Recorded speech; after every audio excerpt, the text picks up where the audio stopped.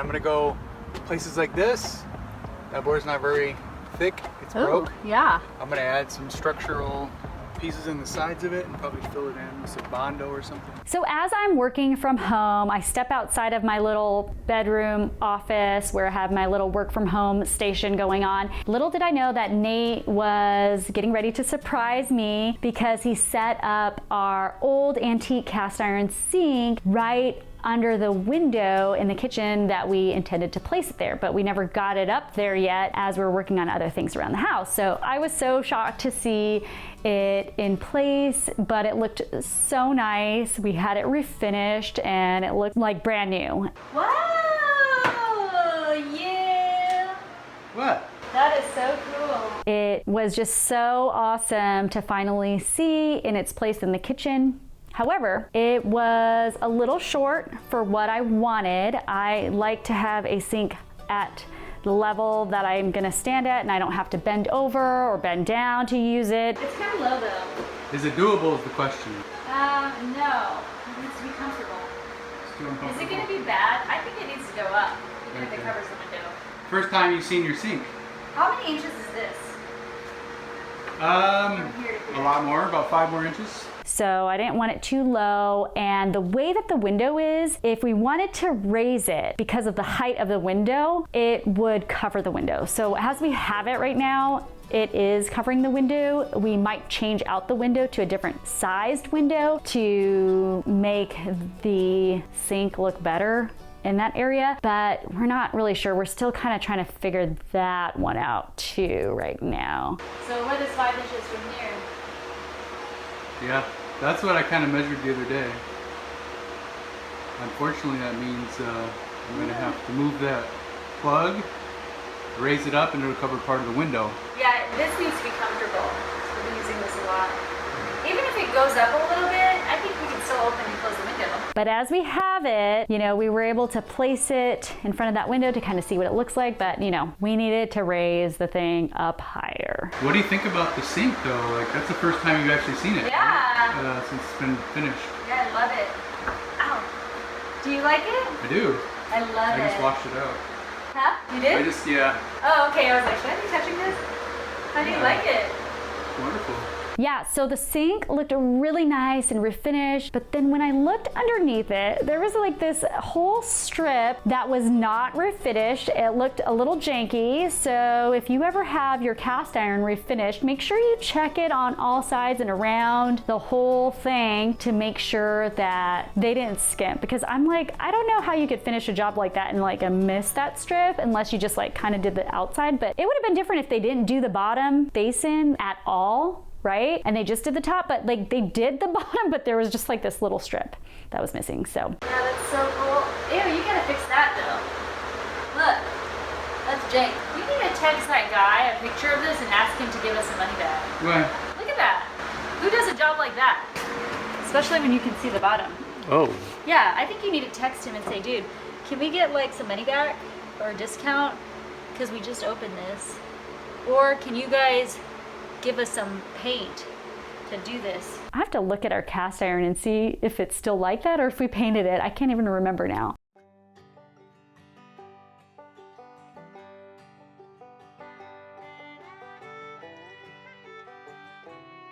So Nate is working on the back siding of our house, and the back of the house is also an addition. So can you imagine that this house was even smaller than what it is now at 744 square feet? I mean, I don't know, was it 500 square feet? But anyways, it's going to need some work to get it to look original like the rest of the house. So I ripped off the soffit and the fascia boards, try to make it look original. However, I need to add a fascia board again because of the gutters I need to put in. So it's not gonna be as like I'd hoped because I need gutters. So as you can see, there's a piece of drywall up there. I put that there because I was blowing insulation on the inside of it. So I wanted to stop it, but just temporary. Now I need to put real boards up. So I got to fill in these anywhere that needs it. I just added these two, and that's a big difference. I'm going to caulk it all real good. And then I'm going to add another strip right below it all the way across here to cover up that big gap. Previously, he took off that cheapy cardboard siding, trim, what have you, to make it look like the rest of the house with the open eaves and the rafter tails, but then he would have to put up like another fascia board or something like that so that we could install gutters eventually. So then that kind of takes away from the historical feel as well, but we kind of need gutters. So that was something he was trying to figure out. So because the back of the house was an addition, it wasn't done very well, it seems, because there was a lot of missing boards and that sort of thing. So Nate was really doing his best to replace those boards and to make it look nice and cohesive with the rest of the house and the siding. What did you do? Hi. So I replaced, everywhere you see this green board here, I replaced openings that were, you could see inside. So basically, those three in the end. Yeah, those missing. are old. They were okay. missing on these. Okay, so there's two right here. Yeah, I put those in. I put that one, And that these one. two. And then every single other one has 2 screws in each one of them, plus the nails that were already there. Okay. So that they're all tighter. And then I'm going to go through later. And I think what I'm going to do is I'm going to cut these off because they're probably useless right here. These two. Okay. And then that one there. And then that one. The ones that are rotted looking, I'm going to cut them back. And then I'm going to put a new board that goes all the way to the end so there's no gap like you see there. Because those gaps will allow bugs in and whatever. And I'm going to go through here and I'm going to seal everything off real good with caulk and whatever I need to use. And then I'm going to go places like this. That board's not very thick. It's broke. Yeah. I'm going to add some structural pieces in the sides of it and probably fill it in with some Bondo or something. So I want to get this as structural as possible. A lot of work. Then we got to go through here and put trim on. Trim here. And then I got to repaint all this over here.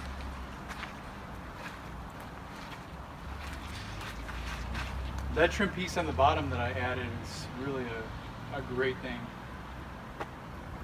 Right there Because, on the roof. There was a gap between the wall, so everything, the water could go straight down into the garage. What are you doing?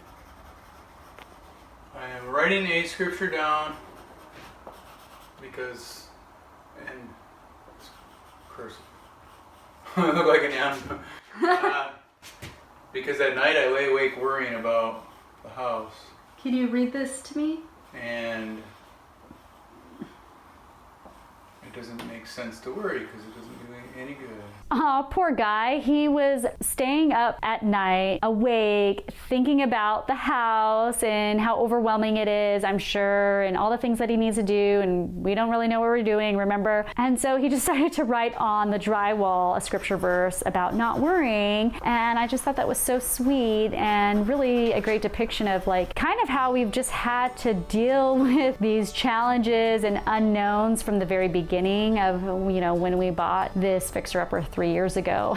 And, you know, just one day at a time, trusting that, you know, this is for a good cause. The reason why we're doing this, for financial freedom, to live below our means, to live simply, to learn these new skills, and to be able to renovate and DIY our house as much as possible within our means, to have financial freedom, that it would be worth it, that we don't need to worry, that we don't have to be a slave to the lender. Yes, we are about to pay off this mortgage here very soon, actually, so in a couple more months. Being able to pay off this mortgage in only 3 years has been like something we never could have imagined, but we really had to just make some hard decisions and live in some tough situations, circumstances, and the unknown to get to where we're at with this progress. I think the scripture is still up on that drywall. It is. I can see it right now. It's a great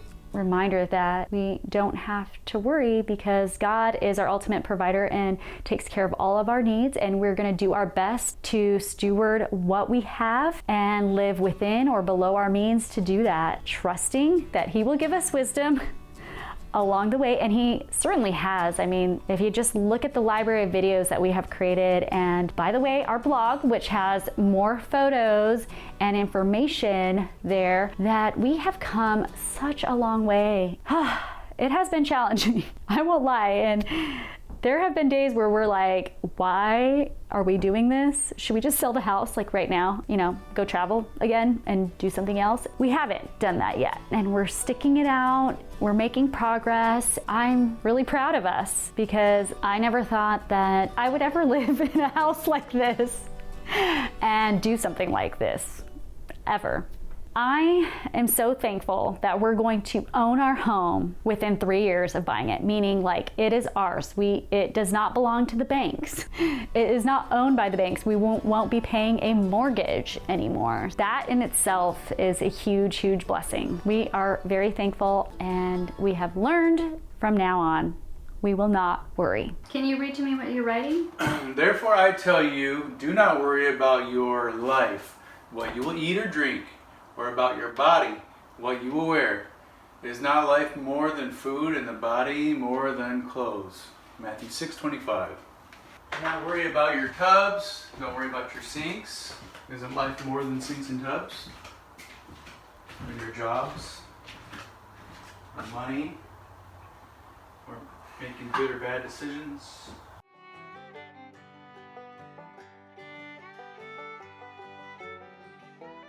If you want to read more about this journey and see additional photos and more information, check out our blog, journeydowntheroad.com.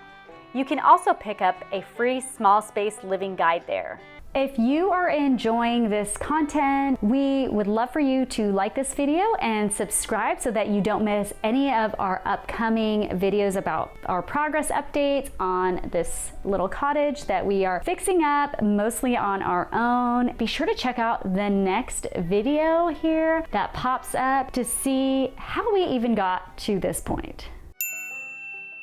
I put another piece of trim on the bottom here. We're gonna have the AC unit right here in the front of it. It's freezing out here. I built us a little shelf for the sink, and I built it out of the 1930s wood we took out Oh, you did? from the ceiling walls. And yeah.